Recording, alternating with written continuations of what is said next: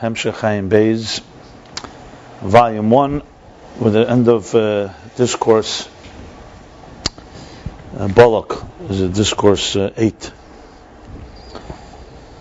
Chapter 32, page Nun Beis 52. The previous chapter, chapter 31, he explained that the three levels within energy, as they evolve from their root, Sharsha Eris, as he called the root of the energies, in the 10 hidden spheres before the tzimtzum, is a nakuda, is a point. Everything is concentrated there in a nakuda atzmis, a fundamental nakuda, so it doesn't yet have any transmission. There's no erech, there's no rechav, there's no width or breadth or length, and definitely not depth. Meaning, in other words, in the spashtasdik way, it's all one point. Second level is how these 10 spheres become distinct entities after the tzimtzum. As he explained earlier, that the Eir HaBligvul, the Eir El Al Kolona, the infinite energy, the whole artist's entire vision and all his possible visions is concealed. So now you have the emergence of individual distinct spheres. However, they're still under the impact of the first level, and this is the kav. This is a line. So it's extended, there's a transmission, literally the kav after the tzimtzum. But you cannot say that we have a structure yet. So you have a transmission that is made up of, kav is made up of many points and dots, and this kav extends, but it still has the formlessness and the essential elements of the point. It would be interesting in mathematics how that works when they compare a point, a line, and a plane. Whether the line is closer to the plane or is it closer to the point. It's probably closer. I mean, it has one of each. Obviously, you can't get from a line to a plane. So you need from a point to a plane, you need a point, a line, and then a plane. But bottom line is, there is an extension. He explained it in two ways. One is that the kav goes through gradations and brings the energy to lower levels. The example of a teacher transmitting and explaining things according to the containers, according to the level of the students, and goes not just one student, but lower, all the way to the beginner itself, a beginner student. And the second explanation, as I put it, was that it's focusing not so much on the recipient and the destination, but on the source. That the kav is really just a revelation of what's going on in the mashpia, in the giver, and it's still on that level. So it would be like the giver transmitting, as opposed to the nukuda. The point would be, it's just not even transmitting yet. Here it's transmitting, but it's on the level of the source. So it's the source transmitting.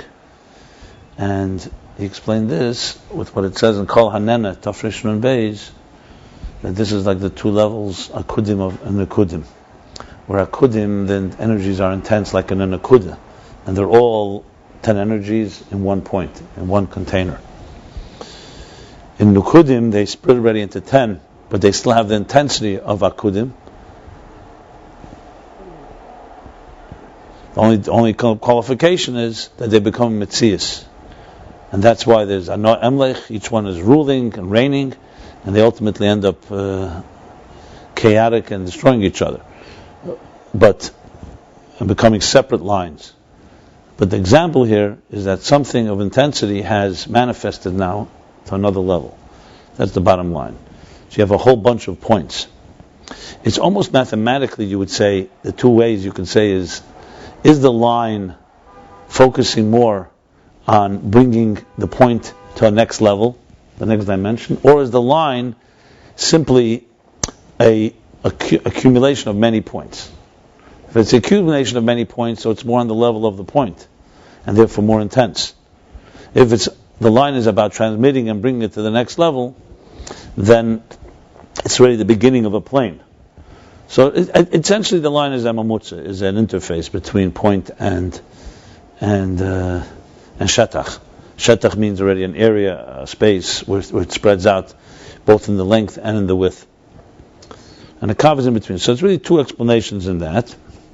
And then the third level is when the energy is manifest in the containers. That's called shetach.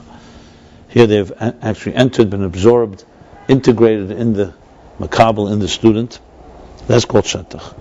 And then he concludes at the end of the chapter that manifestation of energy in containers is to such an extent that it allows the next level to be created, which really means that the worlds of biyah are when Eretz and Kalim come together. In other words, if you didn't have the third level of shetach, of plane, you wouldn't be able to really create the structure either. So these three levels are all on the level of the energy.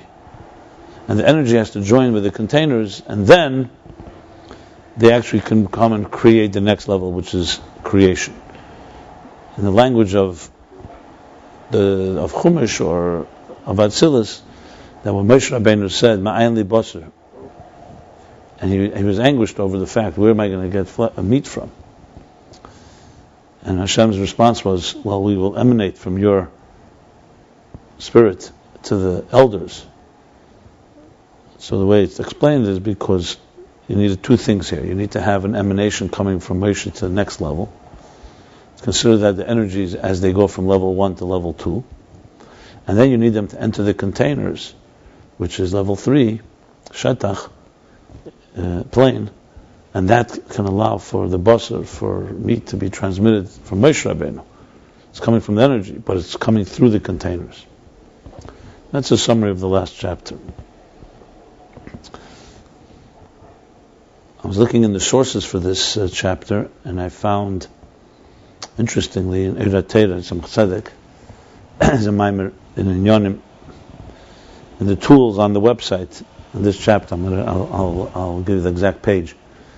And there, actually, it's a chesed really is a summary of, I would say, the last 30 pages, 25 pages. He actually, all this is based on that maimer, where he develops. I'll just summarize it. Going back all the way to chapter 8.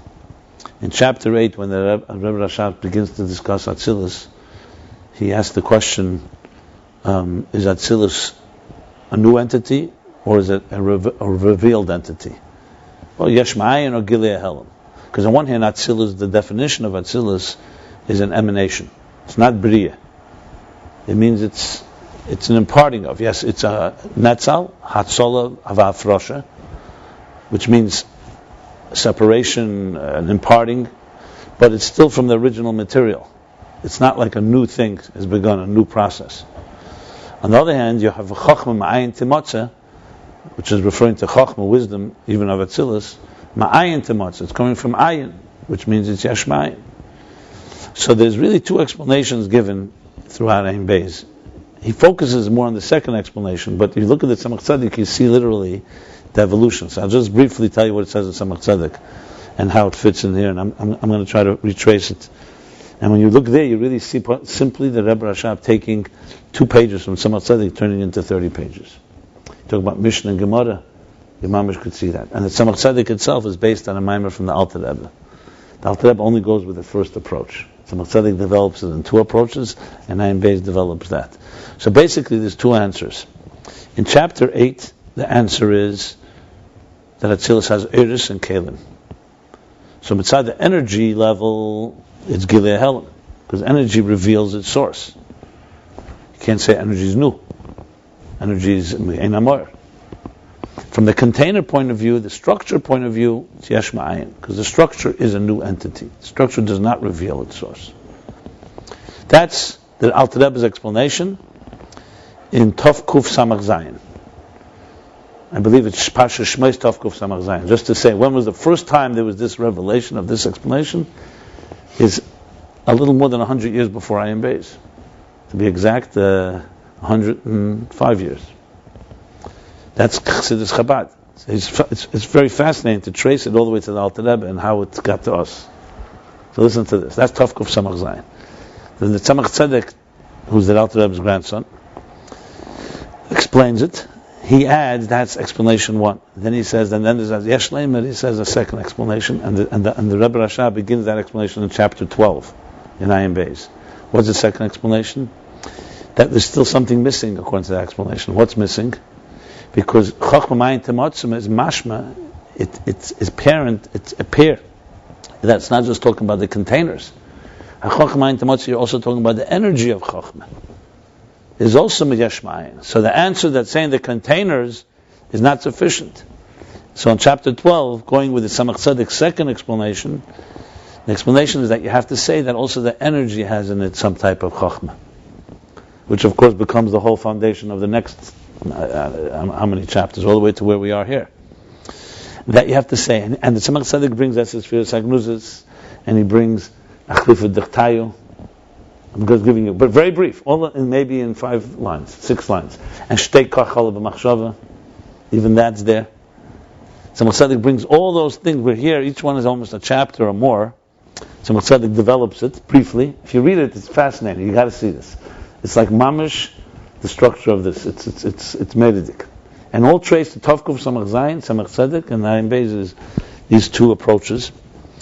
And there he leads into, at the end of it, he brings to Nekuda Kav Shetach.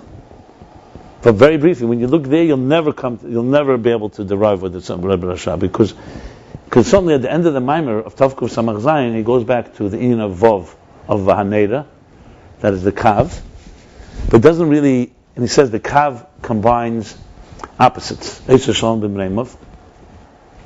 But according to the first opinion, the Eish Shalom B'Reimov is coming from Eir, because Eir is Bligvul Be'etzem. So it's not based on doesn't have any definitions, so that's why it can unite.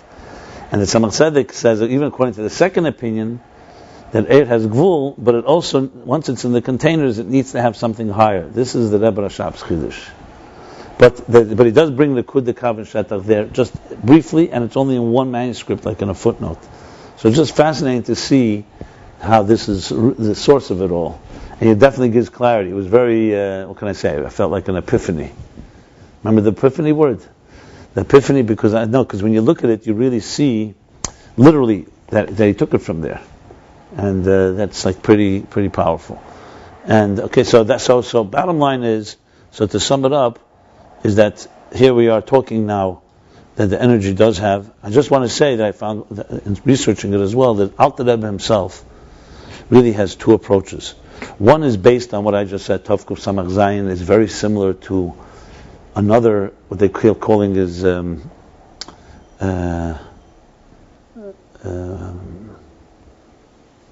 Drush Elas Mincha, Tovkuf Samach Tes. There's also more the Shitta that the Eir is Bligvul. And then there's another approach from the Alter Rebbe based on the Maimorim of Yevil Levush Malchus. This is actually cited where he talks that there's an Eir HaGvul also. That there's not just that Eir has a Gvul too. And they talk about the Pardes and everything. All this is discussed. So the Alter Rebbe really had 2 Kavim. And then someone says clearly, Bekama Drushim like this, and Bereva Drushim like that. So there's the 2 opinions, there's the 2 approaches. And just for the record, they, even though they appear to be contradictions, at the end of the day, we reconcile them because they're both correct. They both have to talk about different dimensions. And then there's always the Primus Eir and Chitzenius Eir, or Primus Akav and Chitzenius Akav. So if you talk about the Primus of Eir, you could say that's always Bligvul. Chitzenius Eir has this element, even within the 3 levels we're discussing. Anyway, I just wanted to state that for the record. So with that being said, let's move on to chapter 32. The only thing I will say, that I'm still looking into it, the question really comes down to the source of the containers. In one place I saw that it was mashma, that it appears that you talk about the energies, the root is, what's the relationship with the containers? And I have to say, based on Ayin Beis, it's definitely a whole different connection, a whole different sugya. It's a whole different discussion, because the containers have their own so-called trajectory up to the Keich HaGvul, which he makes very clear is not the same thing as the Keich HaEir HaGvul. That the power of the finite that creates the containers is a completely different path than the power of energy, the finite, the Keich HaGvul within the air. Yeah. Now he says it clear here. He says it several times. He keeps saying this Rishima is not this Rishima. It's two different things. Yeah, because you have to say that. Because air is not keli. Once, if you connect those two, there's a connection that even the kelim come through the air.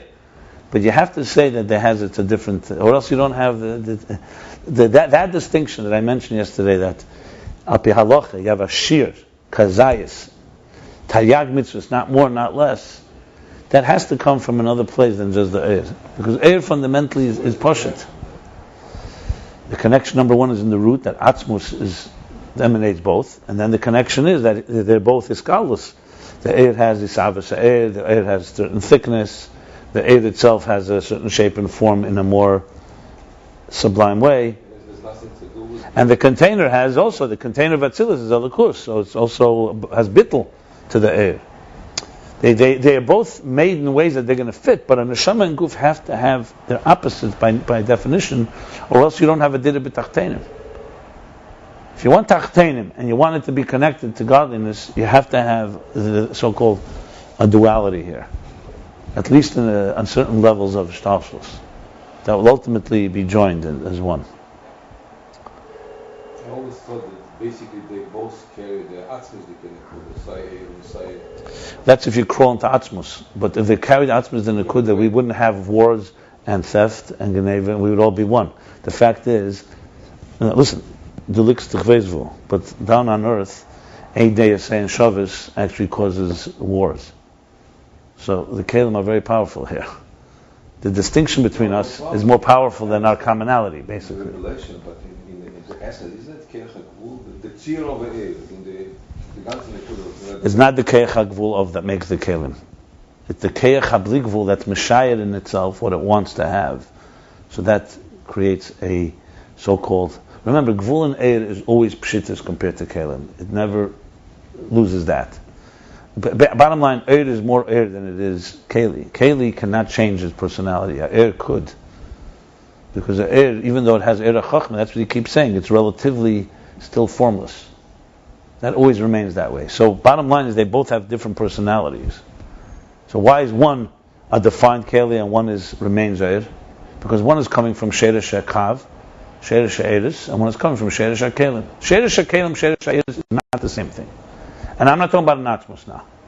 I'm talking about everything after atzmus. You have to say the question is whether there is a sheresh air, or is air just bligvul and there's no root. That's a question. But that's another. But that for sure. Then for sure, air is not like a keli. The question is whether air has something that also calls it gvul, but it's not the same gvul of kelim. Sure not. They will speak to each other. It would be like saying that the fact that you have in your soul is nesha keches. It carries the power to see, to hear, to think. And then you have a container called an eyeball, or an ear, or a mouth, or a nose. Would you compare the two? No, they fit into each other. But they're fundamentally different personalities.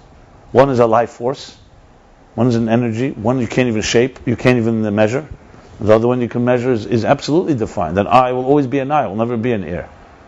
By Matan Torah, you have Reinas Hanishma, V'Shemenes Hanira, because you're reaching the higher level of air. Not as Melubish B'Kelim. That's what he said. But once air enters a container, that's what we just learned, then it becomes more confined. Once a neshama is within a guf, we learned that. Yeah, confined. That's the right word. Right. That's the slap. That's tfisa. It's confined there.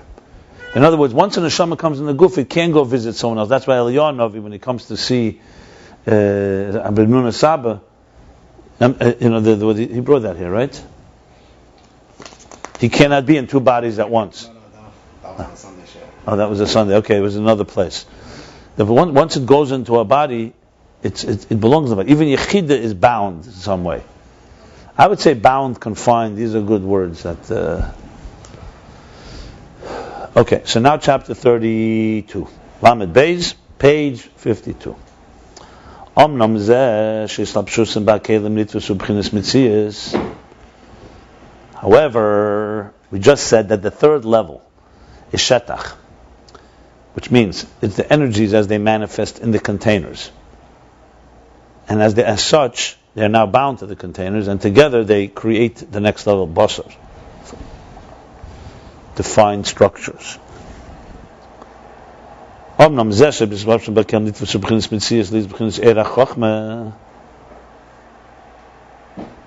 However, even this manifestation of the containers, where nitfisu, they become confined, they become connected with, confined, in a mitzias. Now you can call it a mitzias of Eir. He clearly stated that. In the Nakud, then the point, you can't call it a mitzias. You can't call it of something of substance. Even in the line, you also can't call it yet mitzias. You can call it hamshacha. It's transmitting. But in the containers, it becomes a mitzias. It's now Eir HaChochma. Now you can call it the energy of Chochma. Whereas in the 10 hidden spheres, you can't call it the energy of Chochma. You can call it, it's all combine them with all the energies there. Ein zeh machmes hakelim levad. This is going now the other way around. Even though something happens on this third level, but this shape of energy is not just because of the containers alone. He's going back to this explanation that I just said is the second explanation of the Tzimach Tzedek. Rather, it's because the energy itself has within it 10 spheres, as he's been elaborating. Even though they're in a formless state, because you say Esa spheres blima.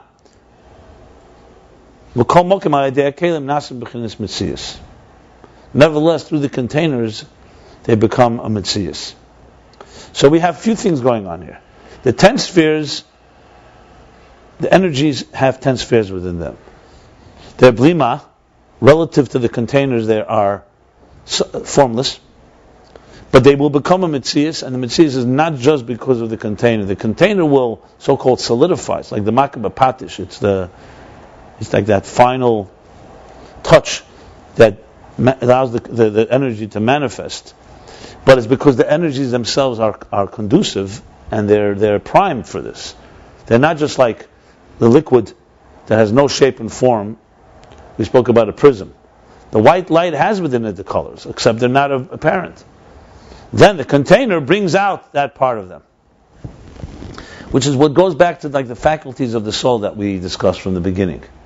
When you see that your eyes can see something, and your ears can hear, and your mind can conceive, and your heart can feel, that just reveals something that wasn't revealed before. That the faculties in the soul have those abilities. But if you looked at a soul and there was no body, it would be like electricity, a flow of energy, without any clue what it can do. Make the right container, and it brings that out of the energy, and then you realize the energy must have had it inside there before. But it was not apparent. It was not manifest. The container also has to be divine, because if you create a robot that has the eyes and everything, it still won't work. Exactly right. Very good. Yeah, like you said before, it's kelimah lakus. Yeah, yeah. It goes both ways. It's a constant look. It's drawn to something divine. Yeah. Like we learned earlier in chapter 13, Ayin Hillel Shammai, about Hillel and Shammai. Those were the two scholars, the two sages who studied as students from the same teacher, Shammai Vavtalion. The concepts, the theories, as they manifest in Hillel v'Shammai, they're actually chesed and gevurah mamish, literally. What does that mean? Shammai paskins, Shammai rules strictly. He's machmir. He will say that the din in this case is a stricter interpretation. Hillel will say no. He's matir. He will be lenient and say it's allowed, where Shammai says it's not allowed. There's nothing that's as distinct as it gets. You cannot say this is wishy-washy or in any way ambiguous. It's defined, clear. Which means not just in their psak, also in their minds, they understand. He understands it's the gevurah, and he understands it's chesed. The ime yesha nasa zeis basagosam.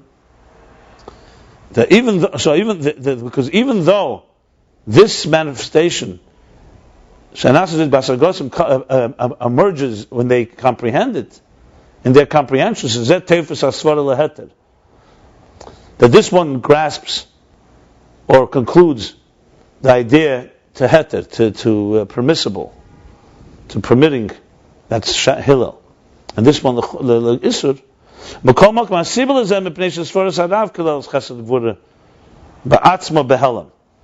So even though, where does it solidify and emerge?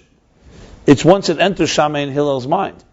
If it was still just being transmitted by the teacher, it would not necessarily manifest chesed gevurah. It could be a general abstract idea, and it could be, there was no Shammai and Hillel sitting there. It may not end up being where it is. Nevertheless, you cannot say it originated in Shammai and Hillel. It originated in the idea. And the idea contained in it, Hasiba, the cause for it is the Svaras Harav. If, on the other hand, they didn't hear their teacher speaking, even if Shammai and Hillel was sitting there, they wouldn't come up with these ideas because they may come up with other ideas. So the root of it is from the Svara, from the concept that the teacher was passed on.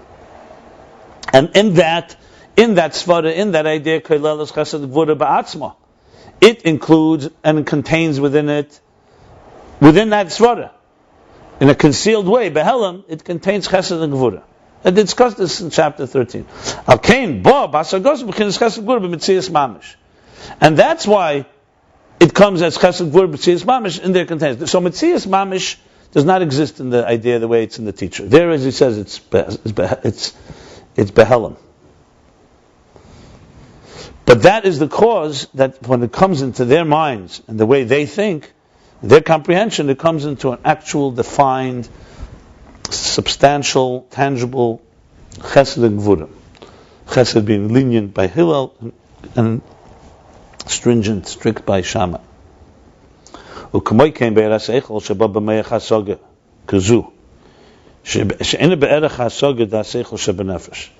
same is true when an idea, the energy of an idea, comes in the mind in some form of comprehension. It comes into some type of comprehension that's not commensurate, that's not proportionate to the way the seichel, the way the idea is within the soul. I'm sorry, within the soul that conceives of ideas. They continue,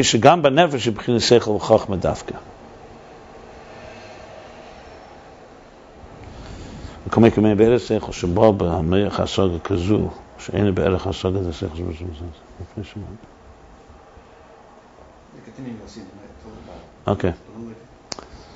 No, I understand. So the same thing is here. That even if it's coming into another level that's not proportionate, it's the reason that it's coming to this level is because the soul is still seichel and chachma. It's not like something else going on in the soul. In the soul there is intelligence and wisdom. The Lulei Kain, if there was no intelligent wisdom in the soul, because without that, it would never have manifest at all in the physical brain, and it wouldn't have come down into a hasaga gashmis. Remember, he said this earlier, that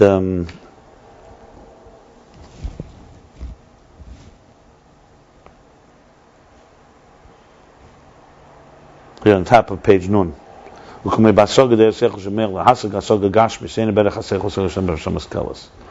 it's his exact same words.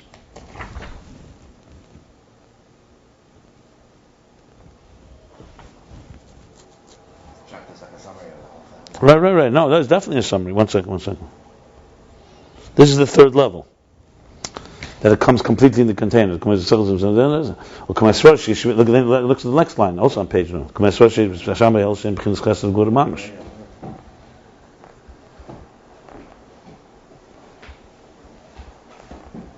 Okay, so when it manifests like this, you have to say, in other words, even when it comes down to a level that you could say is so distant from the way, because if you look at the soul's power to conceive ideas, the soul has that power even before it comes down to Lamata B'Gashmis. And then when you sit down, let's say, conceive of a mathematical concept, or how to cook, or make a cholent, or some other physical thing that requires some seichel, so that seichel is very far away from how it is, so-called, in a sublime, ethereal state inside the soul. Yet, if the soul didn't have seichel, it would not have been able to come into any form of intelligence, even in the lowest form of level. So there is essentially both sides to it. It's definitely manifest in a lower state, but it's rooted in the source. Kenu hadugma l'mayla. And this is now an example, all this is an example, Kenu hadugma l'mayla, this is an example for above.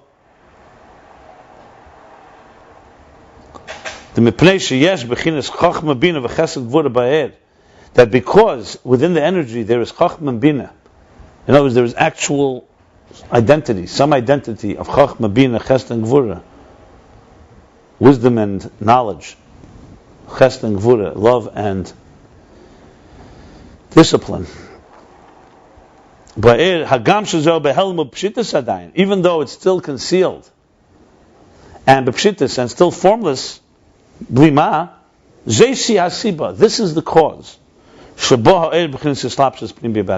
is the cause that it manifests internally in the containers.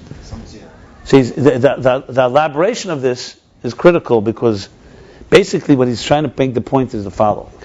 If, according to the opinion, for example, that the energy does not have any chesed and gevurah and sefirot, and the energy is formless, like the liquid that has no color in it, then the primary reason that it assumes color is because of the containers.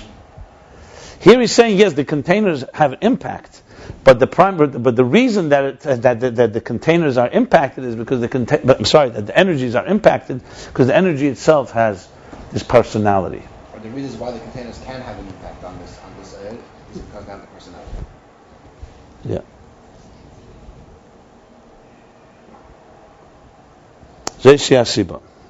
That's the beginning of the chapter. So Amnam, even though all this happens once it reaches the third level and manifests in containers, it's not just the container. I'm reading the first line, but I'm just summing it up. Rather, it comes from because the air fundamentally has within the 10 spheres. This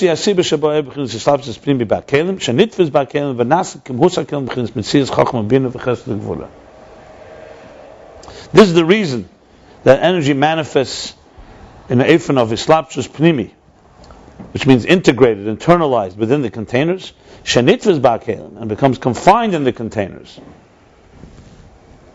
Actually, that the containers hold on to them in an internalized way. And additionally, another thing, that it becomes actually commensurate with, like tailored, according to the personality of the containers. It takes on the properties of the container, right? Right, yeah. It assumes the properties, right? In a substantial form of chachma bina chesed gevurah, which is not at all like the formless nature of the energy on its own.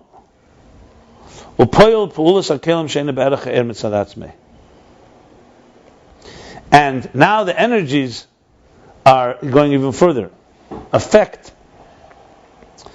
and basically function, run. I would say they direct the function of the containers, which is not commensurate, not proportionate to the energy on its own. Let me explain what that means. So, for example, once the soul's nefesh hamaskelis has entered now a brain, physical brain, and you're conceiving of ideas, business ideas, other physical reality ideas, and so on, or the power of to see in the soul has now entered a physical eye.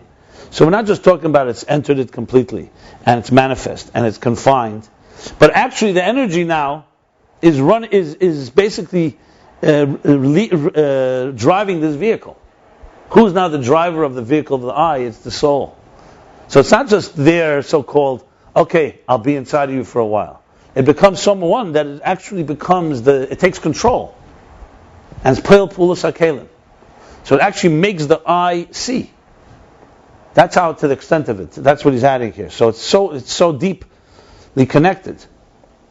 So in other words, an energy that was once in a certain state that was abstract, formless, because it had something in it, now when it enters, they work literally like a hand and a glove, even deeper than that, where you can't even separate between the two. So without us thinking about it, you wouldn't even think. You wouldn't say, oh, I have energy inside my eyes, inside my ears. No, right now you're a one single functioning unit that sees, that hears, and so on. Just look at the human body. Look how we carry ourselves. I mean, maybe this is even a way of explaining in a deeper way the halacha of hachai neses atzmei. It's total fusion. Hachai neses atzmei. Shadini Shabbos, and so on. It's not called carrying yourself. Because if it was two forces, you could say you're carrying yourself on Shabbos. But the life force enters a person to the extent that it becomes one. And there's no two things going on here. I can't carry you. That would be, outside of something. But I carry myself is because the life force and the body have become so one that it's actually, you can't even distinguish between the two.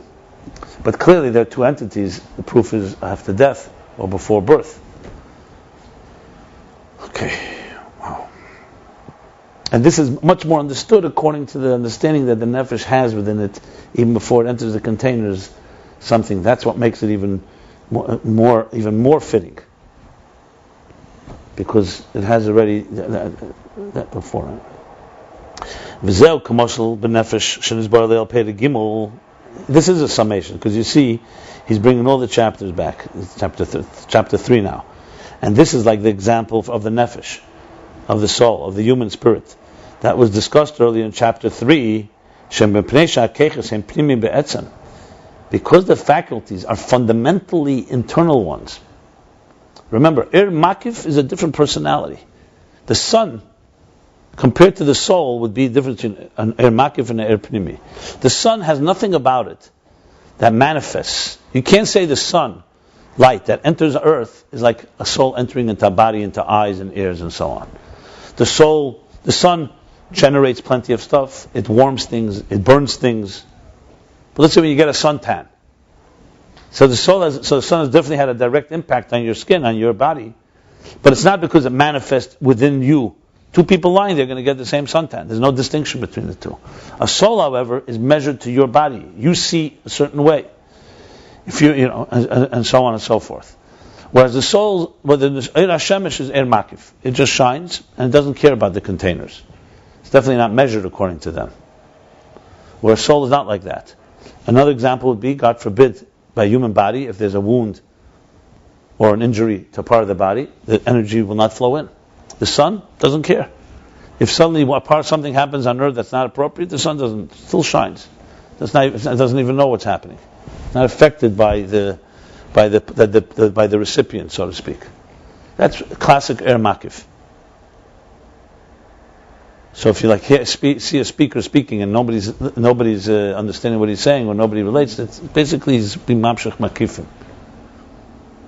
A good teacher, a good speaker, is someone that touches your heart, meaning that it's entering. That means it's measured according to you, and there's a certain identification, commonality.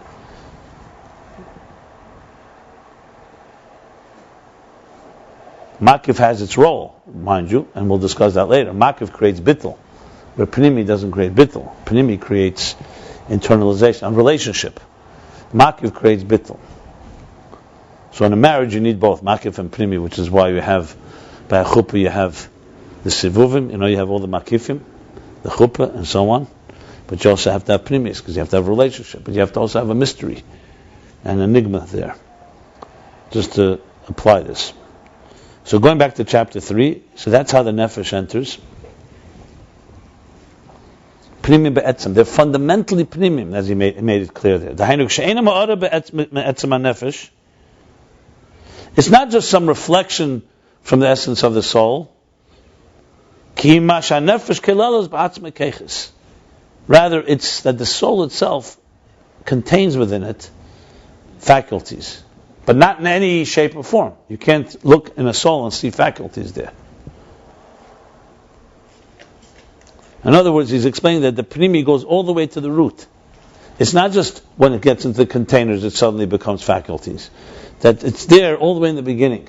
The sun, the reason the sun is not impacted by containers is because there's nothing in the sun that has a message that's connected to distinct elements. The soul, on the other hand, embedded in its DNA, is that there's Riyah and there's Shemiyah and so on, because the soul contains the faculties. He explained there that the soul is not made up of these faculties, and it's more than the sum of the parts, but it definitely has them.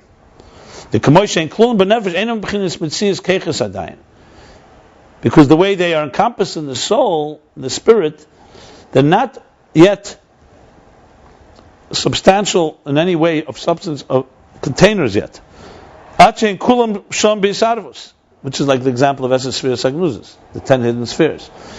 Their to the extent that they're there, they're all mixed together. Now this is back to the mashal. However, through their transmission from the soul, through the tzimtzum, through concealment, they become manifest and confined and contained in the organs of the body. Evrei would be organs, evrei or limbs. But limbs means not just limbs. Usually limbs means like the bones or something. Limbs means... But Amache Vodim, the truth is Amache Vodim, did we say 248 limbs? Is that really the right word? It refers to everything, including organs. No, but here it's referring actually to the limbs. Well, the organ is made up of limbs. Organ is in general, like a liver is an organ, a heart. He's not talking about the liver or the heart. He's talking about more the hands and... No, I agree. That's why it's more limbs. The organ... Every haguf. Well, it means Amache Vodim means everything, because it's not. There's more than just... He's not saying Amache. He's talking about... No, but I'm saying when you say Amache Vodim, I'm saying it's he's saying the organs, because that includes everything. They're internal organs. You don't say internal limbs, you say internal organs. When you're talking about limbs, you're talking about... You sure? Mm-hmm. I think it's the other way around, but... Huh? There's Evarim Pnimim, Evarim Chetzenim, correct. Yeah, because there's no two words in Hebrew, there's no organs or limbs. But in English, you have limbs. Okay, bottom line is the body parts. Let's put it this way. It's for sure body parts. It's not so. Okay. So we have here both extremes. On one hand, in their root, they're not yet any tangible manifest form, but they're contained there, and then through a tzimtzum, they actually manifest. He's showing these three levels on in back to the Mashal in chapter 3. He's tying it all together to the beginning. This is all connected. This is all a flow of Eres Premium here. My summary I wrote from chapter 1 to 48 is all about Eres Premium. So it's 48 chapters if you really... We're in 32 or 48 chapters. That really covers Eres Premium as thorough as you're going to get it. So if you ever have to need reference, you want to know Eres Premium, chapter 1, 2 to 48 in Ayin Beis. Okay? For the record. The same thing is in the energy of the kav. Remember, the kav literally means line, but it's the thread, sometimes called kav chut. In Eitz Chaim, the languages, that first there was an infinite divine Ein Sof was Mamala Kol HaMetzias. Infinite filled up all of existence. Then there was a tzimtzum. The next stage was a concealment. Then came v'himshich chazer v'hoyer. That's the expression. It returned. He explained it before. Returned something from the energy before, but this time through a kav chut, which means a line and a thread that entered into this black hole, where there's a reshimu, that impression that's there, concealed, and this kav is what creates all of existence. It doesn't mean a line and a thread. It's a line or it's a thread. In some places, chesed explains the difference between kav and chut. It's both. A line is a thread. But bottom line is, the first thing is it doesn't have erech, rechev, and shetach. That's the first thing. That's important to know. So it's a tzimtzum. It's a ray. Array is ziv, yeah. Yeah, technically, listen, these are all words, it's language. It's just coming to explain. Kav explains one part of the kav, chut another part. Sometimes it says butzina dekar denisa. Sometimes another expression, kav chut. There's other expressions for the kav. What? Yashar, right? Adam ha-yashar. Sometimes there's expression, yeshir, as in a line, egulim. But bottom line is that flow. It's the transmission from the teacher to student now coming in a particular flow, and it has in it all these different opposites. It comes from the source, but it's now a narrow kav. The two opinions is this kav blikvul or gvul? That's the bottom line. According to the picture, it's fine. It's gvul. No, you can't know. From Eitz Chaim, you could see that tzimtzum is causing it to look like that. It's like the air is within the container. That's the shimu is causing it to be like that. Less and less, Yeah, but it doesn't mean on its own. The question is whether on its own it has sefirot. You can't conclude from Eitz Chaim, or else there wouldn't be two opinions. It's clearly both opinions are there. Either way, like he spoke earlier, according to one opinion, you have certain milas, certain pros and cons in each one of them. How you explain this kav. But anyway, let's continue here. So the kav.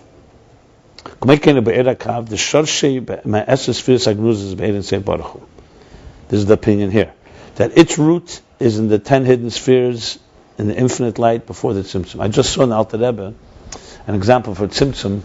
I saw it before, but it just happened to get my attention. You know the example he gives? He asks, how could you say Mokum Poni in Eid Ein Sof? And his answer is, he gives the example of someone closing their eyes. So the energy is flowing into your eye, and then you close your eyes. He says the energy is not stopped flowing, it's just not flowing outward, so you don't see, and so on. But from the perspective of the energy, it's all there. That's a much lower one. Of tzimtzum, yeah. It's an interesting mashal. So basically it's real, because... No, it's real, there's no question it's real, or else we wouldn't have an existence. Tzimtzum nikra kelim. It's just an example, he's just trying to explain. No, the Gabi, because the Gabi, the Eibishter, the energy of the soul the soul doesn't stop seeing because your eyes don't see. Yeah, you can't see Gashmis, but the Kei Chariya is there completely intact. You can't see Gashmis. You see Ruchni, so Neshama, when you close your eyes, you can still, you can see. It's not like you become a blind person. And I mean, that's the mostly. I'm just mentioning it anyway. Okay, so Erakad, the Shashim She'ein Zeh Eid Ein Sof Atzmei. He's concluding now. This is not the infinite light itself. He says it yet again. This is how the Ein Sof, the infinite, envisioned and estimated is the sheer word, but envisioned within himself to radiate in a midah with measure and with parameters. And the way they're contained, the way they're encompassed in the infinite light, divine light, they're in a formless completely and all mixed together. However, the way they transmit through the tzimtzum, sefirot pratis, called sefirot b'finei atzmei. The way they transmit through the tzimtzum, they're individual, distinct spheres. It's exactly the mashal. Distinct spheres, every sphere on its own. This is very good. I'm glad that he's summing it up. It makes it like, good. You know something? It doesn't hurt. Like I said, you climb a mountain, you want at some point know where you're going, that you're in the right direction. Because if you right away jump into the next thing,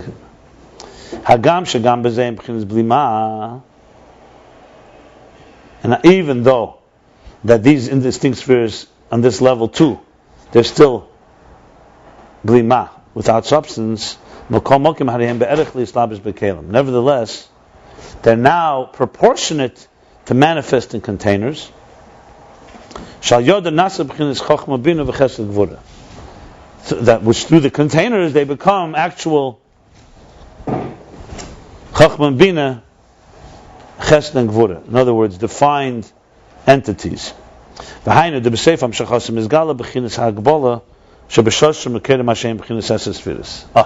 he's adding something. He's always been adding, but now he's actually adding, he says, which means that the third level reveals the first level. That means that the end of their flow, the end of their transmission, reveals the Agbola, the parameters that was there in the source and in the root and the source, which that they had within them at 10 spheres.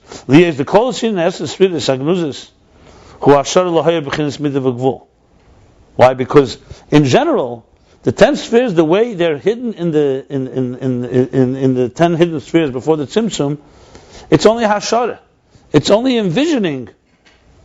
By the way, I saw in the Alter Rebbe the source in Tavkuf Samach Zayin. He says clearly the example of a uman that's mitzayir b'machshavte, something he's going to create. See, he doesn't say that here ever.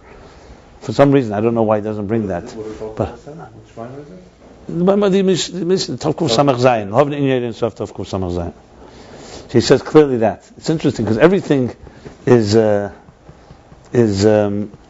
that he brings from there, he usually elaborates. And this, for some reason, doesn't bring this example. Anyway, there's the closely necessary. In other words, what's happening here? This is the process. This call scene that he was Mishayir.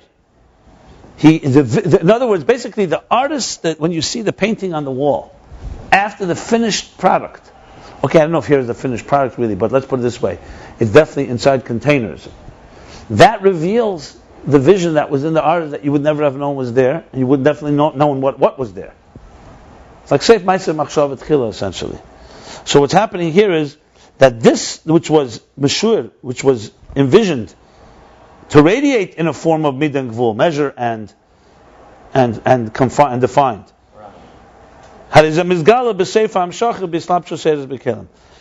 This is revealed at the end of the transmission, in the shetach, basically reveals the nekudah. The plane reveals the point. This is revealed when the energy is manifest in the containers. That's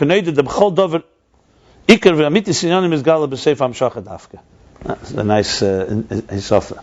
As it's known that in everything, the primary and the true inyan is revealed at the end of the transmission. But you could say basically it's the Evan HaBechen is like the results. You want to know something, the real litmus test, the reality check is when you see the results. Like in other words, like the Rebbe brings very often about Kavanose de Tzuya, also good and fine. If you speak to somebody and you say to them something harsh, and at the end of the line, the end of the day, they didn't have an influence on them, it means that your Hamshacha was not good. Makes no difference. The bottom line is you see things from the end result, basically. But we don't see the end result, that's what bothers me. So if you're Zeicha,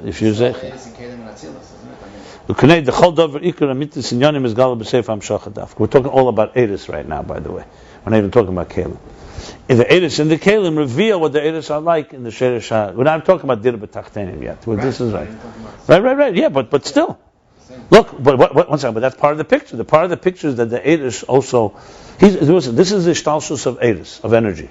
This is how energy becomes what it is. You want to understand energy in its root, you see it as it manifests in containers. Fine. This, my friend, look how many more pages we got just in volume 1. You want to have there's a whole picture here. He's talking one piece here. Anyway, the whole Dover Ikra Mitzvah Sinyonim is Galab B'Seif HaMshachat Dafka. That the Ikra, the primary and true Inyan, is revealed at the end, specifically the end of the transmission.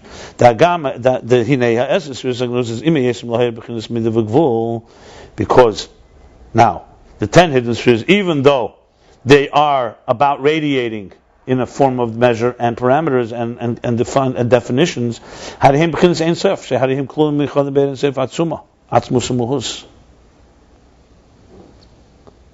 bottom line is, even though they have within them that hashada, he's envisioned, but within the artist, they're all part of, on their own, I'm sorry, I skipped. In that state, they're completely encompassed and united with the so-called infinite Ein Sof from Atzmos. And the parentheses he adds. And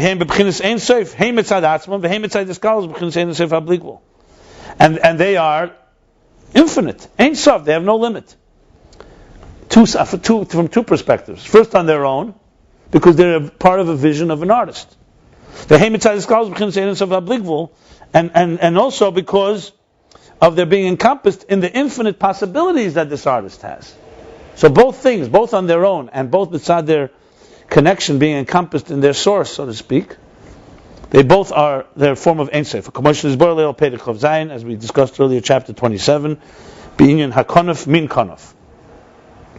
That, by the way, is also from the Tzemach Tzedek in Eira Teira Inyanim, where he explains the Maimer of Tovkuf Samach Zayin. Tovkuf Samach Zayin is the Alter Rebbe's original Maimer. In the back there, the Tzemach Tzedek's version with Hesofis and Agos. Min Konaf is from there? Min Konaf, I believe. I don't know if it's in this Maimer. No, maybe it's a different Maimer. But based on this. So Min Konaf, what do you say about Min Konaf? The Min Konaf is an in-between thing. Tzitza is a separate entity from the beged, from the garment. But it's attached, and it has to be from the same material. So it's from the same material, but not an extension of. So you can't just take an edge of a talis and, let's say, cut corners, make them a bunch of cut. You have to actually have a separate entity called tzitzis. So it's min kanaf. So what's the relevant here? Min kanaf meaning, that min kanaf, he was talking about what happens after the tzimtzum, the tzitzis are revealed. But the way they are, so-called in their root, they're still all part of the beged. But there actually he says opposite. I think there he says that even sefirot agnuzis in their root are min kanaf. Maybe that's only their root, because they're definitely not revealed as such. Because he says there that the beged, the talis is erab ligvul. The tzitzis is erab gvul. Is lamed beis nesivus, lamed beis chutim, lamed beis min kanaf. Let me just look for a second. What chapter? 27. I'm almost sure. No, obviously it's clear that they can't have mitzias there, that they're not defined. But the fact that he's bringing it, and why do you have to bring this? It's like Perek Chav Zayin.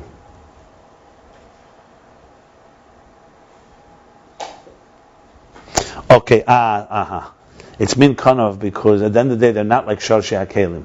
The root of the containers are not of the same material. Being that they're of the same material, so when they're encompassed there, they're completely ein safe. That's the point. Okay. In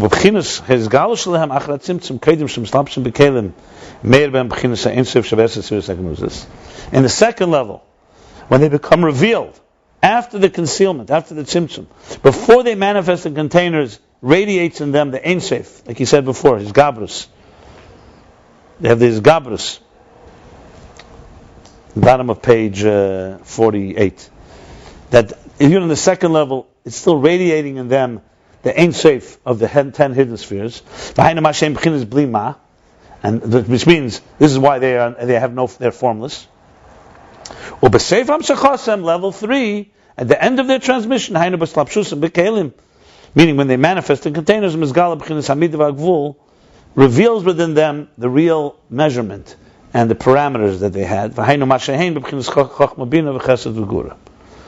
which they consist of being chokhmah, bina, specific entities, defined, distinct entities, chesed and gevurah. And nevertheless, now it goes the other side. So even though the whole chapter began that they manifest in containers and take on the shape of chokhmah is not only from the containers, but it's the cause of it is because the spheres themselves. Now he fears this. And nevertheless, listen, he doesn't leave it alone. They become a personality and a something of substance, proportionate to the personality of the containers. That's specifically because of the containers. But then again, that's possible because the energies themselves have esespheres. So the kalim definitely do something, but it's not just the kalim, it's because the energy itself. It's a back and forth thing, and you probably can sit and fabring forever when you look at a situation and say how much of it, where the kalim contributing with the energy. But there's no question there's a partnership going on here. If you didn't have a physical eye, as much as there's a keich ha'riyah in the nefesh, it wouldn't be able to manifest. As you said, a robot. Yeah. So you have to have an eye that's commensurate. It's not just a physical object. You need something that has a real keli for it. On the other hand, if the energy didn't have it, it also wouldn't work. So you really need both. I think it's not also that the book is from So let's continue. Let's finish the Maimer.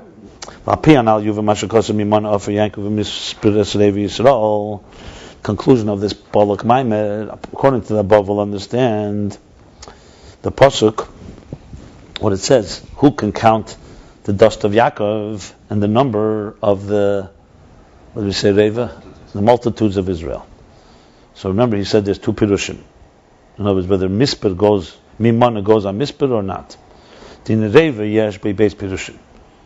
Now, Reva has two interpretations. Ha'echad, Meloshin Archi v'Revoi. Yeah, Archi v'Revoi is a Reisa.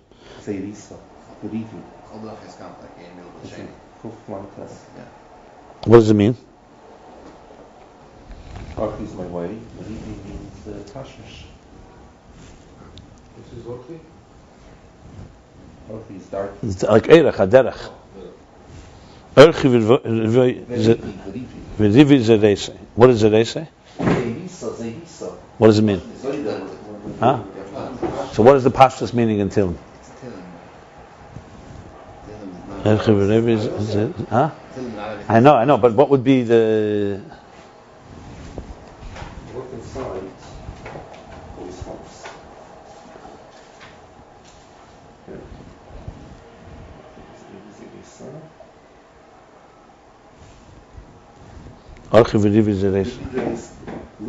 Huh? Here, look. Rabbi Senu Torshwal Tipas Tashmi Shablat Noitzer min Habor Shabo Pirusha Zerisa Loshin Zoira had Tvua Livroir as a Zoilas Shabbat. Zerisa means you winnowed it. You threw off you separated the Zoilas from the Zoilas was separated because there was already deep. What's the whole pasuk?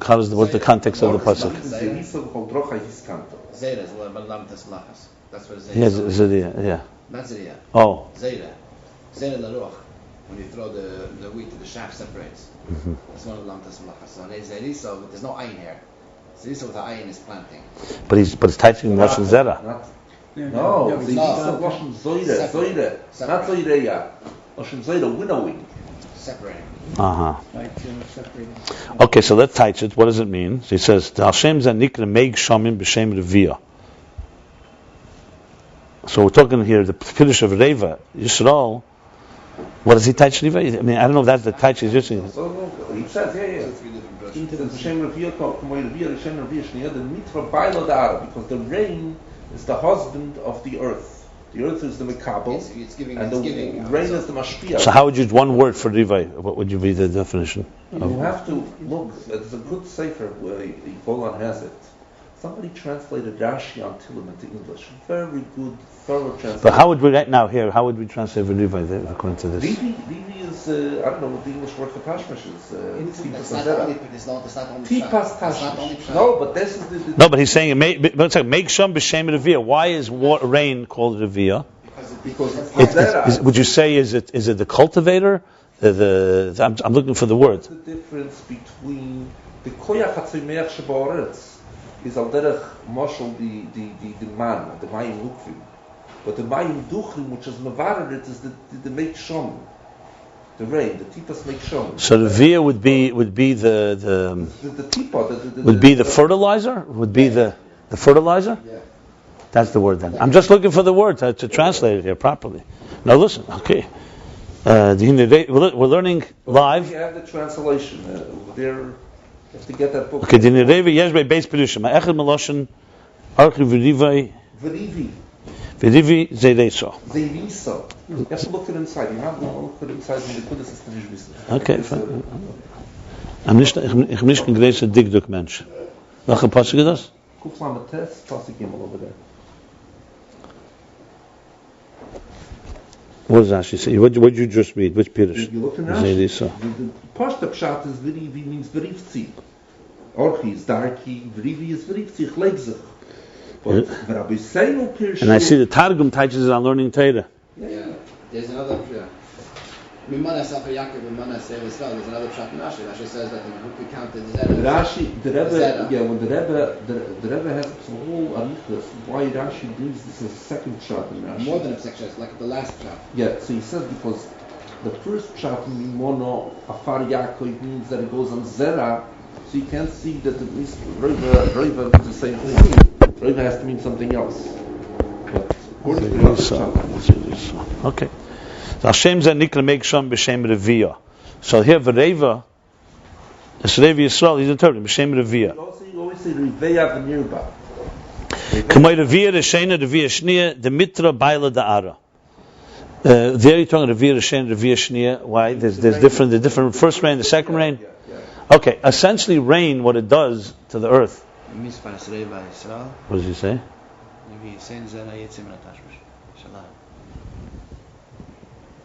They're seed. Who can count their seed? Mission. It means a mission. Okay, but here he's using it like in a form of like make shamim. In other words, it's not just seed. Right. It's something that what's the word I want to use? Fertilizer is the right word, but fertilizer. 1 second. Rain. What rain does is it nurtures, it waters, and brings alive. It brings alive, yeah. Okay. The teapot is the semen. Yeah. I'm avoiding certain explicit words because you have children under 18 learning Ayin Beis. That's all right. And I understand. Remember that halacha darf man doch erst teitschen jede Sache. Verstehe. Betzem Revia kamei Revia Reshen Revia Shnia the mitra baila da'ara. That rain is like the husband of the earth, basically partners. So the earth is like the recipient, right? That has within it the egg, and the rain is like the fertilizer that fertilizes the egg and makes it grow. That's it. It makes the koyach hatzuyimeach is matzmiach this people. The people is the goof of everything. Okay. Well, it depends whether you're a male chauvinist or. But somebody has to put something in. She's megadol the vlad. But Are you suffering from insecurities that you're trying to? I don't care. You know, we spoke already about a pruta. Why you care about a pruta? He says, I don't care if the pruta is in my pocket, your pocket. I want to know what rotzna elyon is. Verstehe. So if Teda says that, why do we know that the women are superior? Because Teda says so.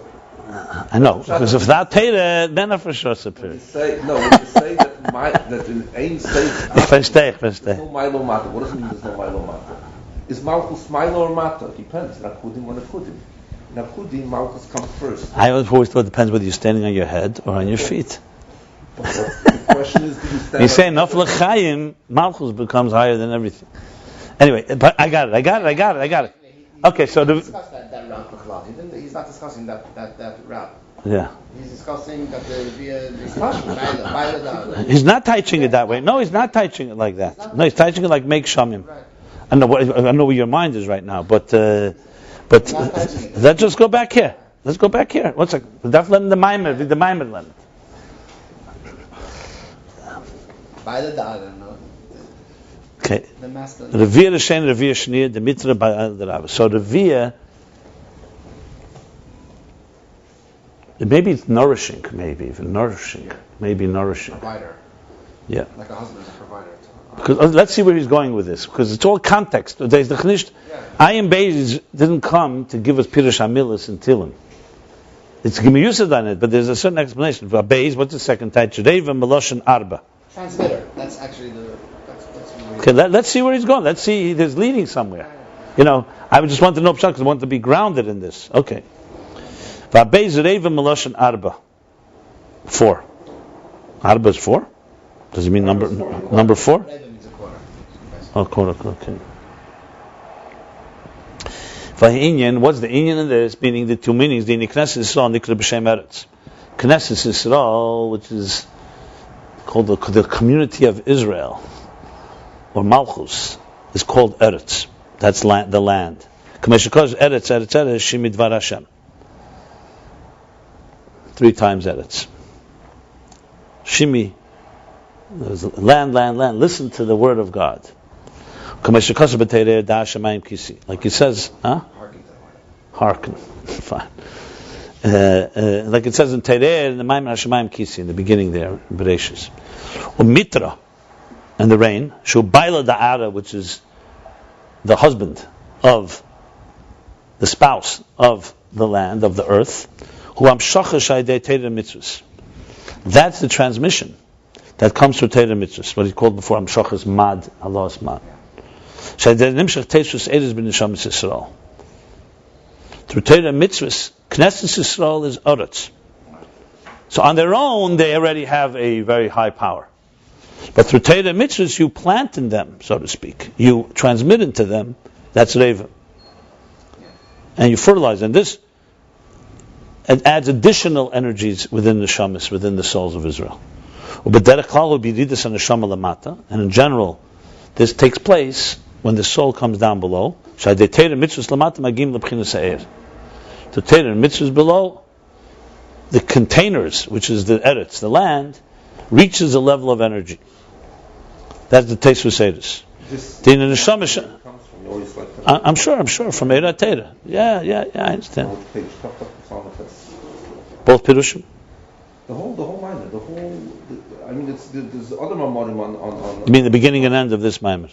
The end of this minor, I'm not talking about the beginning. The end of this minor starts Okay. Because now, the neshama that you gave me, we say in the morning, is tahiri, is pure. What is pure? That's bechinas kelim. That's the level of containers. And the neshama on its own is a level of containers. Hu in Yisrael ola b'machshava. That's the Indian, what it says, that Yisrael arose in God's will. So there's a very high level there. That's Eretz. Ara. That's Yisrael. Now, what's Revi Yisrael? That's the question. And Revi Yisrael is Vayadeh Teira Mitzvahs. Through Teira Mitzvah, through restraint and transformation. Boyim Lishtaba Begufa Demalka. You come to bind yourself. Begufa Demalka with the body of the king, so to speak, but it means with the essence of the king. Is not to absorb. He said the bind. Bind. I said bind. Absorb is more. To fuse yourself. Come on. It's like dveikus somewhat. It's Ishtava is lashon she'iva. To absorb. Well, she'iva really means to yearn, to be drawn to. She'ifa. That's she'ifa. To be drawn to. Ishtava, to be drawn to. Okay. Hainu b'chinas heiris. So through Torah mitzvahs and through the Aveda, the Kalim, which is the Neshamas, they come to the level of energies. V'zeh rei v'loshen arba. Okay, that's the first meaning. V'zeh rei v'loshen arba, the Gimel ilm is b'yah himachshava dibra ma'isa. And this is the meaning of Rei, the second meaning, the Loshen arba, 4, or quarter, you said, 4, whatever. The Gimel, the first 3 worlds, b'yah himachshava dibra ma'isa, the Basiyah. I'm sorry, himachshava dibra ma'isa. The first 3 worlds is thought, speech, and action. The Basiyah ksiv afasisiv lahafsek inyan. You say, Baroshev Yitzativ Afasisiv, what's Af? Also? So it's a hefsek. That's the hefsek that you have it by a letter Hey. You have Machshav is the top, Dibur connected to it, and the left leg is separate because between Machshav and Dibur, thought and speech, you need to have a space. That's the Af, the jump to action. So Asiya therefore is Maisa. And Machshav and Dibur is Briri and Tzira. The Af of Asisiv, Marbe Bechinas Revis. So even though on its own there's 3 things here, but the Af adds a first level. What level does it add? Something higher than Biyah, Atzilus. Bechinas Atzilus is Bechinas Ha'eris. So in other words, an Neshama on its own, Biyah is Kalim. So Biyah compared to Atzilus is containers. Through Torah mitzvahs is Reva Yisrael. It fertilizes, it transmits, and elevates the earth. The husband of the earth, so to speak, elevates it to make it grow and have additional, like something that grows. Earth can have power, but when it grows, it's additional energies, which brings from the containers, it brings it to the level of it. So it brings the 4th level. So the Reva, that means like the rain, that fertilizes, that makes it nurture, that the Torah mitzvahs does 2 things. It fertilizes it, and it brings it to the 4th level, from 3 containers to the 4th level called energy. V'zeu mispir esrev Yisrael. And that's the meaning of mispir esrev Yisrael. Mispir. Now he's going to explain the word mispir. Yeah. Dihine mitzvahs hem bechinas bezman amokim. Now, because mitzvahs are all done within time and space. So k'meshakos l'chol zman v'eis l'chol chefetz. L'chol zman v'eis l'chol chefetz. Meaning, gam bechinas chefetz Shammai. Then everything in Kahal, as it says, l'chol zman v'eis l'chol chefetz. Everything has its time. Yeah, the kol zman, everything has its time. V'eis, and there's a moment for every item. Gam bechinas chefetz Shammai. Meaning not just chefetz Yoretz. This is the pasuk continues. That's what it says. Eis lifke is the chav chesitim. Yeah. Yeah, that's it. Eis lifke says this. Yeah, okay. Eis lishtek. Eis ledaber. Gam b'chinas eis is gematria chayim mushke. The Rabbi gave them 470 to everybody. Gam b'chinas chavtzei shamayim. So also chavtzei shamayim, even matters of heaven, heavenly matters, are also have each one. Meaning everything is bound in time and space, which is containers. And that's why even the transmission that comes from mitzvahs also comes in a number. Remember we're talking about Eris, that Eris have in it Gvul. These are the 613 mitzvahs. Tayag orch archin de Zah, the 613 paths or roads or paths of Zah, Zeir Ampin. Shintayag Amshachas Meir Ein Baruch Hu. 613 transmissions from the infinite divine light. And remember, it's Dafka Tayag. Umispezeo b'derech klal. That's in general, this number. U'v'prati is kol mitzvah mischalekes lepratim ram le'en ketzu tachlis. And when you break it down in detail, every one of the mitzvahs separates into many details to no end. So what you have here is that mispar comes le mispar. It's in the beginning, min mana. He's not touching that also. And how do you have this kayach? Is it mispar or not mispar? Is it a defined or not defined? So let's just sum this up. We just finished saying, okay, Reva as Bnei Yisrael, Reva Yisrael rather. That's the two meanings. That from Kelim you become to Eir. So essentially, through Torah and mitzvahs, you turn the Kelim, the containers, you bring them alive through Eir. It's basically Slapshas Eiris and Kelim. You're elevating Biyah, actually, the level of Biyah to the container, to the Eir of Atzilus. 1 second. Then he goes on and says, now all this is being done in a structure. Even Torah and mitzvahs, Eiris, are also bound, because that's what he says. Even Cheftzei Shamayim also have structure, parameters. There's 613 mitzvahs. And yet, you're leading it to a place that's beyond number, to something that's infinite. He says, 613 transmissions from infinite light. And it's infinite. And the power, that mispar should be in a level of lay mispar, that number, parameters should be in the level of low parameters. That comes from the root of the transmission before it's separated into 613. The palgusa, the sharik, the galgalta, shememena mispashna taya archen de zo. So here's what it says in Eitz Chaim. This is based on a Zohar. The Zohar says this language. So remember, he just said before that what is the 613 mitzvahs? There's 613 pathways. So Zoh is the midas, right? Zoh is chesed through Yesod. That breaks into 613 pathways. In the human structure, that's within the body. That's the emotions. That's basically the torso. There's this part.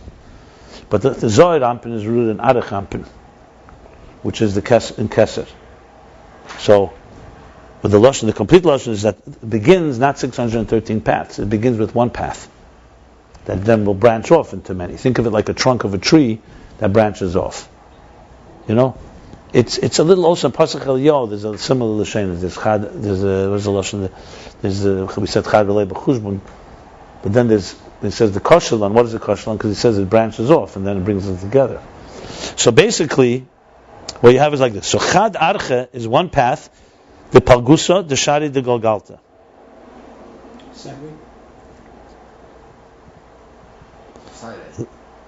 The side, I'm sorry, right. The side is the golgalta, I'm sorry. The palgusa.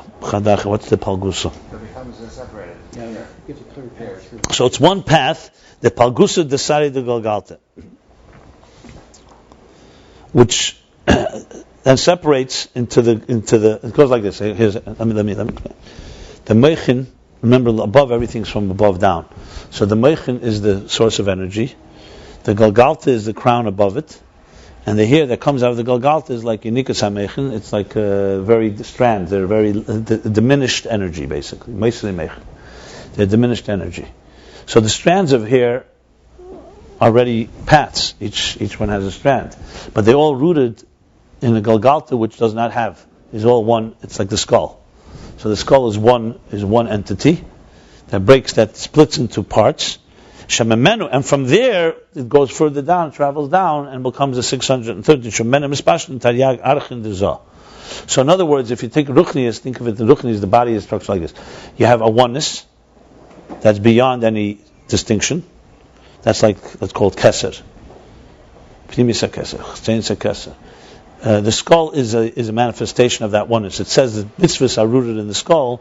Torah is rooted in chachmas timal, which is already intelligence. The skull doesn't have any revealed giluyim. It's just a skull. It just protects. But it's like mitzvahs that are like the levushim. It's like the skull. Mitzvahs are the signs from the. But from the skull comes a transmission of specific, and that breaks further down. That's what he says. And from there, from there it spreads out into the 613 paths of Zah. So bottom line, what he's saying is that the koyach, one second. So the koyach that brings mispah to there is coming from that place where it all began there was a point where it all was chad. In other words, in the Ratzna Elyon, when you say Ratzna, God's will is equal in all mitzvahs. Then there's the distinction of one mitzvah, how the Ratzna manifests like this or manifests like that. But in the Ratzna, there's one unifying factor. Ratzna, that's the Ratzna Elyon. That Ratzna is makif, not pnimi. Ratzna is makif, not pnimi. So makif is that type of united thing, and that comes down into these distinctions. And in general, these are the two levels of energy that we discussed earlier. Shahu ha'er k'mei sheba b'kelim. Shahu b'chinas chalkus. He means the two levels. Which there's the air, the energy as it comes into containers. That's his chalkus. This chesed, gevurah, chachma, bina. That's the taryag archin. That's the 613 paths that creates number. And there's the energy that's higher, as it's above the container. Shahu b'chinas blima. No substance, that does not yet have any distinction. It's the last two levels. Yeah. Yisrael. Okay, so we have a mispirus Levi Yisrael that he's going to. Right, Yisrael. And now the word Yisrael. All this is the level of Yisrael, not Yaakov. Yisrael is referring to the level of tzaddikim, the righteous that perform mitzvahs. Fulfill mitzvahs. Shem b'chinas mispar and b'chinas bli mispar. Mitzvahs which are both have number in the kelim, and the b'chinas bli mispar, and they're beyond number as they are beyond the kelim. One second. Connected with the two pirushim that we had about Lashon Roiva and Lashon Arba, when it's Lashon Roiva, then it's Lashon Mispar, because you're talking about the Torah mitzvahs the way they're manifested. And Arba is not number? Oh, no, that's the B'chinas Bli Mispar. As I use the floor over here. Okay. Ach mi shepogam v'hiviras aderech chas v'shalom. Now, someone, however, who pogam, who, how do you translate? Blemished. Yeah. Shepogam, blemished, v'hiviras aderech. And wandered away from the derech, from the way, chas v'shalom, God forbid, haritzarech l'tshuva. He needs tshuva. He needs to return. And about tshuva, and about tshuva,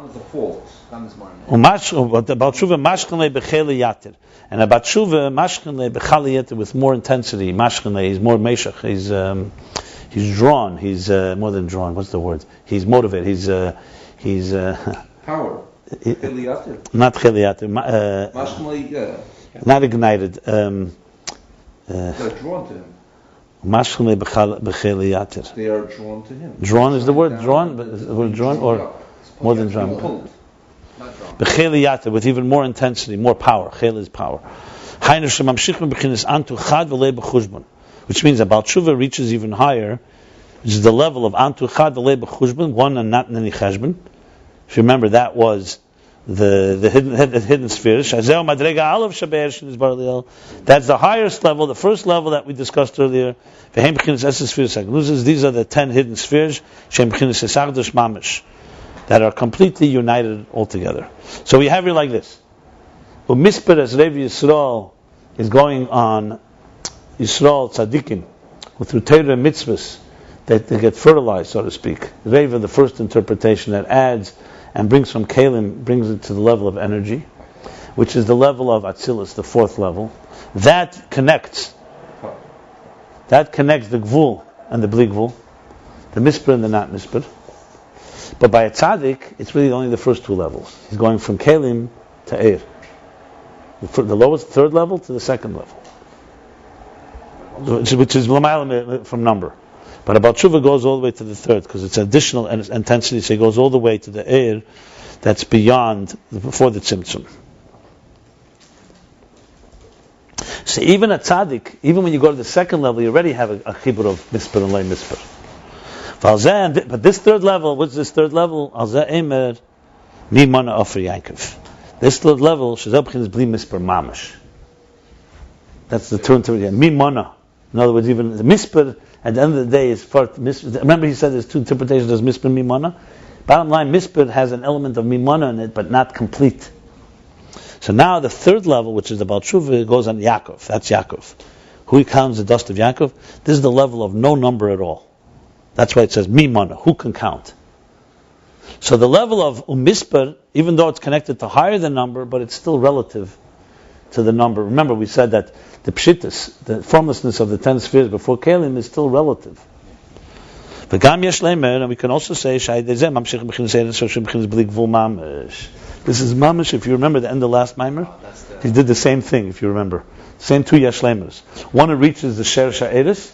Remember by Sarah B'chutz, Paraduma, very similar. And yashlemer that it reaches even higher. The infinite mamish, the infinite light that's really beyond any number. That's even higher than even higher than the spheres. Remember, I've discussed this several times. An example that's often used when they explain this is that you have an infinite set of numbers, so it's infinite, but it's still numbers. Spheres is infinite, but it's still numbers. Then there's a level where even numbers are not, who cares, numbers don't have any value. Or as Rabbi would say, he says, the chesed of the first one is that finite numbers, what's lacking is not what they are, they're numbers. What they're not infinite. But they're still numbers. You can't say the fact that they're numbers is meaningless. But from the level of Eid and Sefer B'Likvul, even what you are, I feel what the bist is ergarnished. Even what you are is not has no value, because you're not even talking about a place that values the concept of numbers. Infinity does not value the finite part, but it does value that it's a number, because I'm also a number. So Esesir Zagnuzis, at the end of the day, respects, so to speak, the idea of structure, because it's envisioning structure. B'Likvul is beyond even that. That's the higher level. V'ze'iyun Ofer Yankov kamo Efer Pora. Oh, Mamish says it. This is Ofer Yankov, the dust of Yaakov is like the Efer, like the ashes of the Pora, Shematayres at Meimim, the end of the last Maimer. Chukas. That purifies the impure, through the transmission from the essence. I'm sorry, B'chinas Mayim Chaim. I need reading glasses. Mayim Chaim, the live water.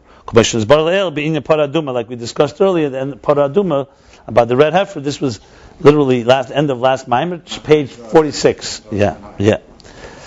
For Eimer Efer Yankov Davke Shu'in Bal Tshuva. This is the level of Efer Yankov. V'zel mi mana Ofer Yankov. That's the level of Bal Tshuva. V'zel mi mana Ofer Yankov, and this is the meaning of who can count the dust of Yaakov. Sh'aydeat Tshuva mamshichim b'chinas eses spheres hagnuz b'matzilim she'enim b'chinas hamshacha klal. Through Tshuva you draw down from the 10 hidden spheres in their emanator, in the root, which are not in a form of transmission. V'gam, and even higher, and also b'chinas atzmus ein sof ha'blikvul, and also from the infinite divine light. Or mispedes revi Yisrael hu hamshacha sh'aydeat which is b'chinas mispedes shel lo yisofer. And the second level is Mispras Yisrael, is the level of tzaddikim, where through Torah and mitzvahs you add new energy. From container you get the energy through Torah and mitzvahs, and that's Mispras Shelo Yisofer. It's a number that can be counted, but it's still a number. So that because it's the 10 spheres before they enter the containers, but they still are not like the 10 spheres as they are before the tzimtzum. Wow.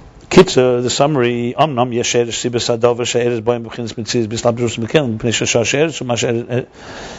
however, the root of the fact and the reason why the energies become a mitzias, they become an entity, as they manifest in containers, is because shashar she'er is the root of the energies, ain't safe, is that the ain't safe, the infinite, sheer, measured, and envisioned, to radiate b'midah v'gvul. That's the only reason why they could come down to Kevin. Right, because he envisioned that. Had they not envisioned that, they would not have been able to come in containers in the way that they really connect. The total fusion. The B'Seif HaMshachosim, because at the end of their transmission, he says now specific, and the Shetach, on the plane, Mizgala B'Chinas HaGabola Shebesharshan, is revealed their parameters in their root, Ubemtzon, and in the middle, which is the middle intermediary stage, Hainu B'chinas HaKav, is the line, Mizgala B'chinas HaEin Seif Shebesharshan.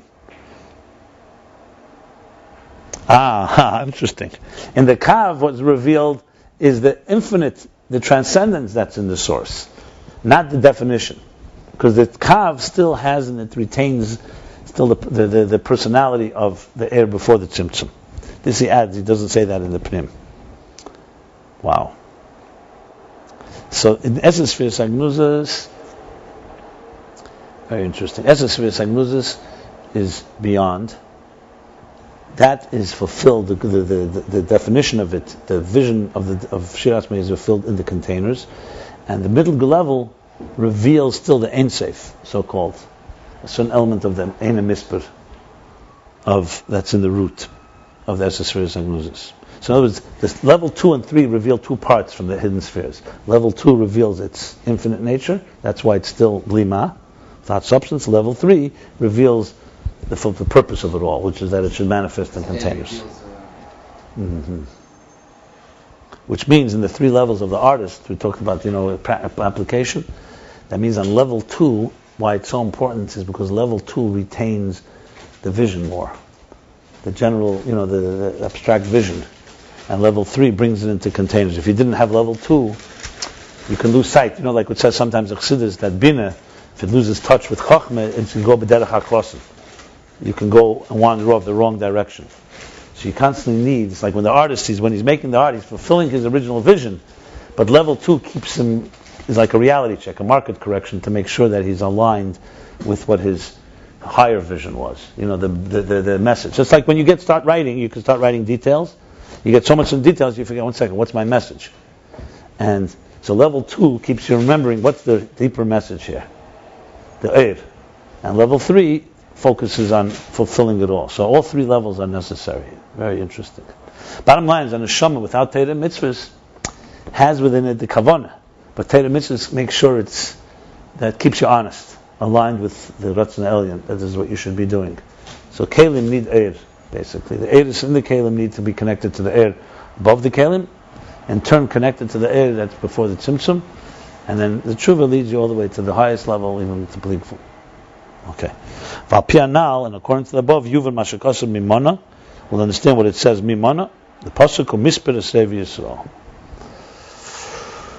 Okay, so we conclude here. We've learned pages 52, 53, chapter 32, the conclusion of Maimer 8, Discourse 8, Mimana, and then next comes the Maimer of Pinchas, Uberashach Chad Shechem.